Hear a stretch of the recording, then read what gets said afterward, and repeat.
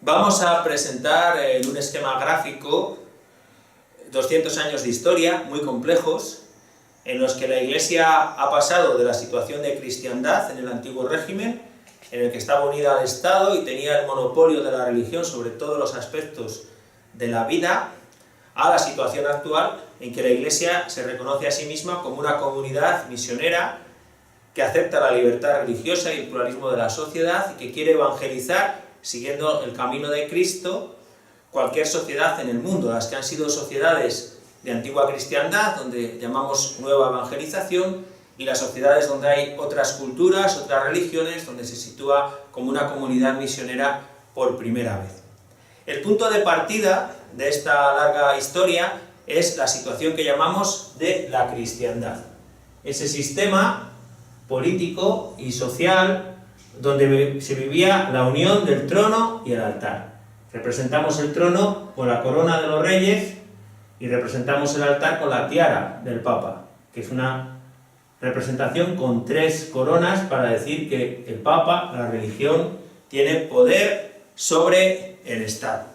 En esta sociedad de cristiandad se da una unión entre el Estado, el poder del rey, la patria, que es la identidad nacional, y la religión, con la Iglesia que la representa. En la Paz de Westfalia, al acabar las guerras religiosas del siglo XVII, se estableció este principio, que la religión del príncipe tenía que ser la religión de su pueblo.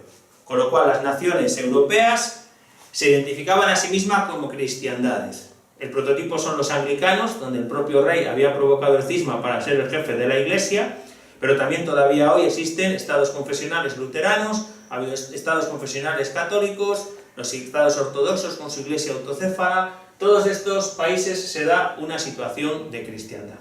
Esta situación se va a romper cuando llegan las grandes revoluciones de finales del siglo XVIII. La Revolución Norteamericana y la Revolución Francesa.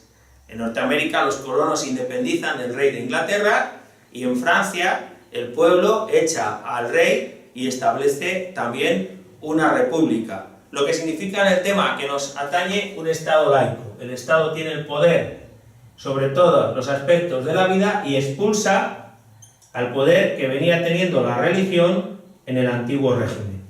Con lo cual se da una nueva situación, que va a tener distinto tinte según el lugar donde se dé. En Norteamérica se da una valoración positiva de la religión, porque los colonos americanos, buena parte de ellos han venido huyendo de las persecuciones religiosas de los príncipes europeos, que al querer imponer el monopolio de la religión en sus países han perseguido a las minorías y muchos han ido a América. Entonces son grupos muy religiosos que quieren una tolerancia entre ellos y que dan una valoración positiva a que en la sociedad existan instituciones de las distintas iglesias, que sean confesionales, y que incluso un político se manifieste como alguien creyente y diga a qué religión pertenece. A esa situación de separación de la Iglesia y del Estado, que es positiva para la religión, la llamamos la laicidad. La situación es muy distinta en Francia. La revolución persigue violentamente a la Iglesia y existen muchos mártires. Existe una oposición a la religión y se llega a entronizar a la diosa razón en la Catedral de Notre Dame. Y se intenta controlar la Iglesia, haciendo una Iglesia constitucional, una Iglesia republicana, un clero que ha jurado lealtad a la República y no al Papa. A esta situación hostil, que tiene como un objetivo declarado acabar con la influencia de la religión en la sociedad, particularmente en la escuela, y que sea una cosa privada, replegada al hogar, se la llama laicismo. ¿Cuál va a ser la respuesta, la primera respuesta de la Iglesia a esta primera situación? Pues va a ser querer volver atrás. Es un sistema que quiere restaurar el pasado. Igual que se quiere restaurar las monarquías absolutas, recordemos que el Papa hasta 1870 es uno de los monarcas absolutos de Europa porque gobierna los estados pontificios, se quiere volver a la situación anterior del control de la monarquía sobre todas las instituciones y al mismo tiempo a la vuelta atrás del control de la religión sobre la sociedad. Es evidente que a día de hoy no se puede hacer este planteamiento, pero sí que existe como mentalidad. Hay que tener en cuenta lo que es la mentalidad integrista. El integrismo quiere volver atrás en la religión, que vuelva a tener una forma tal cual la tuvo en un momento del pasado y además utilizar para ello el poder. El poder político, cuando es un fundamentalismo que quiere establecer un sistema religioso en la política, o el poder intraeclesial, cuando a través de denuncias, de intrigas, se está queriendo imponer una manera de ver la religión que corresponde al pasado. Y existe también en el pensamiento el romanticismo. El romanticismo que mira al pasado y que idealiza el pasado. Y que sobre todo para construir los nacionalismos está pensando en el espíritu ideal que tiene un pueblo, que tiene una religión y que hay que reconstruir como proyecto en el presente. Estas son las ideas que miran al pasado, a restaurar, al integrismo, al romanticismo. Pero la historia avanza y la Iglesia tiene que buscar un nuevo lugar en este estado laico que tiene delante. Y la primera propuesta de aceptación de la nueva situación es la del Papa León XIII. El Papa León XIII va a aceptar que la Iglesia participe en los sistemas democráticos, junto a otros. Y a esta nueva situación se la llama en francés el ralliement, aceptar que en la República los cristianos se presenten a las elecciones y defiendan sus ideas dentro de un sistema plural. Él para ello va a establecer una teoría que es la que se llama de la sociedad perfecta. Dice que tanto el Estado como la Iglesia son sociedades perfectas, porque tienen el poder suficiente para, sin contar con nadie, desarrollar adelante sus fines. Tienen todos los medios. El Estado y la Iglesia son sociedades perfectas que se establecen en paralelo el uno a la otra y que comparten las mismas personas, que son súbditos del Estado y son fieles de la Iglesia. Y en esta doble ciudadanía que tiene el cristiano, iluminada su conciencia por la enseñanza del Papa, el ciudadano cristiano puede aportar esta sabiduría a la construcción del Estado. Como son sociedades paralelas, la Iglesia acaba estableciendo sus instituciones en paralelo con las del Estado.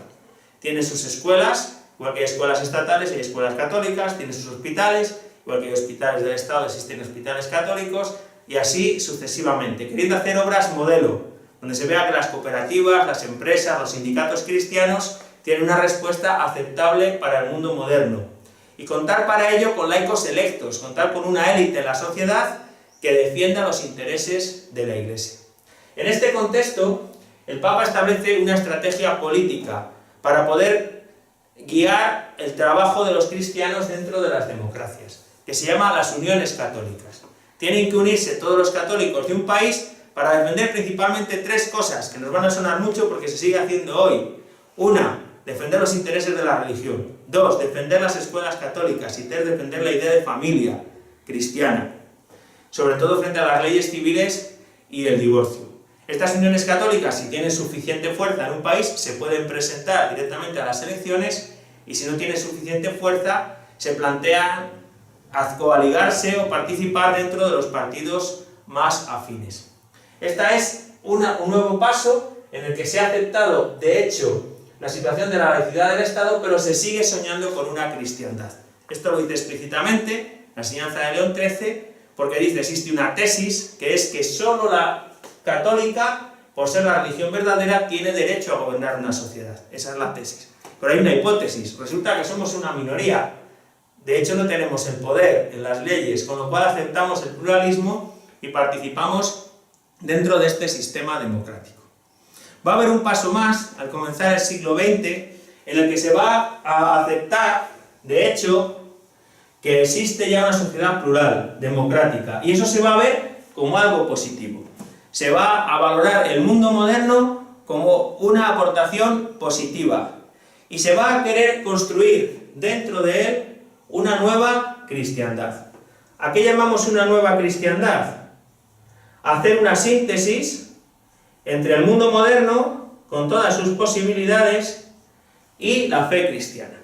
Igual que se consiguió hacer una síntesis entre el mundo antiguo, el Imperio Romano, o la Edad Media, y el cristianismo, y se construyó la cristiandad, ahora se quiere hacer una nueva cristiandad. En este mundo secularizado y plural, tenemos un proyecto de sociedad, que es el proyecto cristiano. Tenemos un proyecto de hombre, una propuesta que hacer, que es el humanismo cristiano. Igual que existen otros proyectos, el gran proyecto liberal, el gran proyecto socialista, los proyectos conservadores, Los cristianos tenemos nuestra propuesta y queremos participar en esta sociedad para conseguir el máximo de influencia. La influencia en la opinión pública, con la prensa católica, la influencia en las cátedras a través de la universidad y la escuela, la influencia en la política, presentándonos a las elecciones con los partidos confesionales de la democracia cristiana, y desde la influencia que da el poder, influir en esa sociedad para desarrollar lo más posible el proyecto cristiano de sociedad. Es un avance importante, porque se ha aceptado como situación de hecho, incluso positiva, el mundo moderno, y se quiere hacer a él la aportación propia de los cristianos. Aunque no se ha abandonado la idea de la cristiandad, la idea de hacer una síntesis global que acaba convirtiendo el cristianismo en una ideología entre las ideologías. Por eso en este momento se acaba denunciando a la doctrina de la Iglesia como una ideología, como una tercera vía entre el liberalismo y el socialismo, y son los tres grandes actores que van a reconstruir Europa después de la Segunda Guerra Mundial, donde nos encontramos en los parlamentos, a las democracias cristianas, a los partidos liberales y a los partidos socialistas. En este tiempo se descubre que no corresponde a la propia Iglesia la dirección de la política, y se va a distinguir entre la acción católica y la acción política.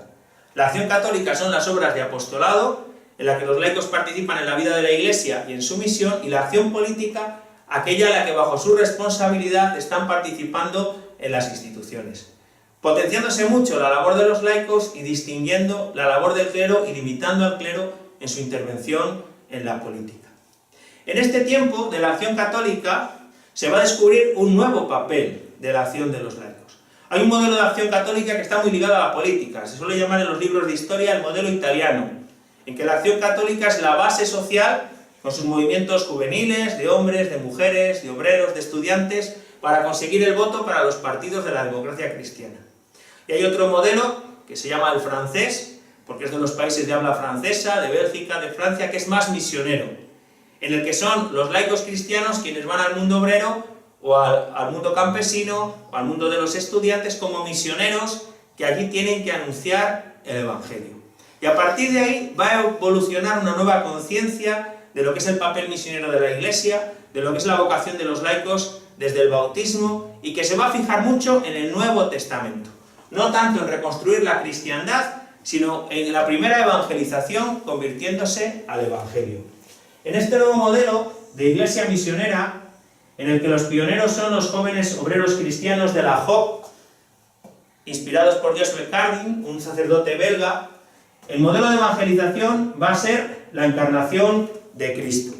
No se va a querer ya reconstruir la cristiandad, ni la cristiandad antigua, ni una nueva cristiandad, sino ver cómo Cristo ha tomado la condición de siervo, cómo ha nacido como pobre en un pesebre, cómo ha muerto en cruz, y ha abierto en la historia un camino de redención en el que la Iglesia encuentra su identidad como comunidad misionera. Una comunidad congregada con gente de todos los pueblos, de todas las clases sociales, y llamada a ser misionera en todos los ambientes, enviada por Cristo a servir a los hombres, a compartir con ellos sus aspiraciones de justicia, y desde ese testimonio anunciarles el Evangelio. Esta nueva realidad de iglesia misionera se va abriendo camino en la conciencia de la Iglesia.